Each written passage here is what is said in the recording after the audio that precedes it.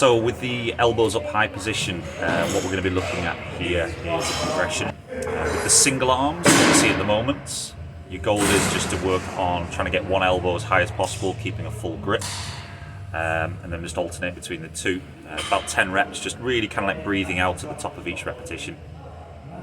If that's quite easy for you, you can get them past 90 degrees, start working on a close grip, two-handed position. Same again, we want to see a full grip on both hands, and then trying to get both elbows as high as physically can together.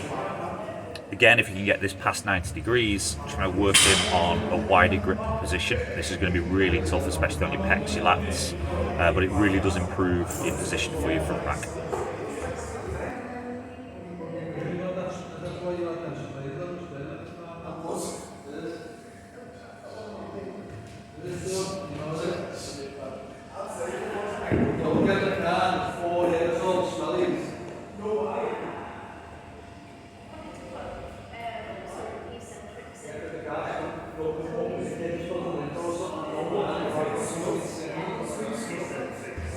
For your front squats, if you're anything like me, it takes you a little bit longer to warm up with, so you'll notice here I'm doing a little bit of a tempo. Depending on what you need to be working on for your clean, really kind of like warm up your front squats in the same sort of way. So if you need to work on keeping tension at the bottom of the front squat, maybe doing pausing at the bottom. If you need to work on the rebounds, maybe slow down and then try and rebound out at the bottom of each squat. The hang high pull that you can see here is going to warm up two aspects of the clean. Firstly, is going to be working on maximal extension. That's where the ankle, the knee and the hip are completely open. And we're also going to work on guiding the bar nice and close to the body during the turnover of the clean. big things to be working on here is that when we're reaching maximal extension, the bar's staying over the ankle joints. We don't want to send it out in front of us, otherwise it's going to make it very difficult for recovery on the squats. Again, each repetition is going to start from above the knee.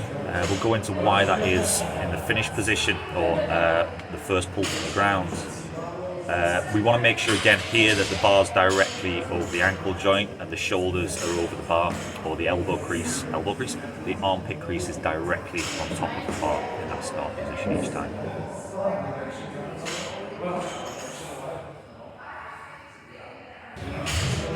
So here we've got the hang power clean. You'll notice that both these exercises we're going to do from above the knee. Until we've got plates on there, we want to do everything from above the knee. So same for the start position. We want to see that the crease of the shoulder is, the crease of the armpit is directly on top of the bar on the start position. In maximal extension, this time we're going to focus on pulling underneath the bar. Make sure we're moving the feet from the start position to the receiving position correctly. So we don't want to keep the feet directly underneath the hips. The finishing position is the feet underneath the shoulders.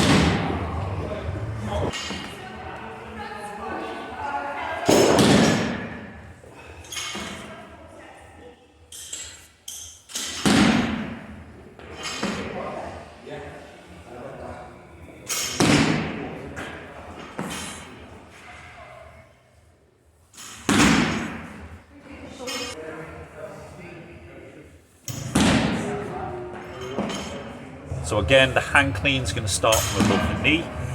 We want to make sure that we're following everything that we did in the hang power clean, that we're reaching maximal extension, so you want to get tall before you get small. Keeping the bar nice and close on the turnover of the bar. This time we're going to ride the bar down into a full squat position before standing up to complete the repetition.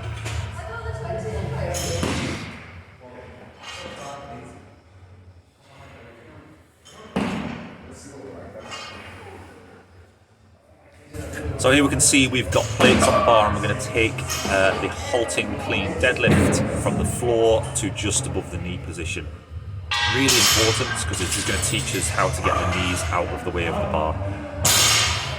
It can be very confusing. The easiest thing to think about is, first off, in your setup position, make sure your armpit crease is directly on top of the bar. From there, make sure the upper back is nice and engaged, so we're thinking about squeezing those shoulders back and down. And from there, we want to try and imagine that we're pushing our feet through the floor, so you're using your legs as much as possible. Don't try and think about bringing the bar up towards the knee, think about pushing the floor away until the bar reaches the knee position.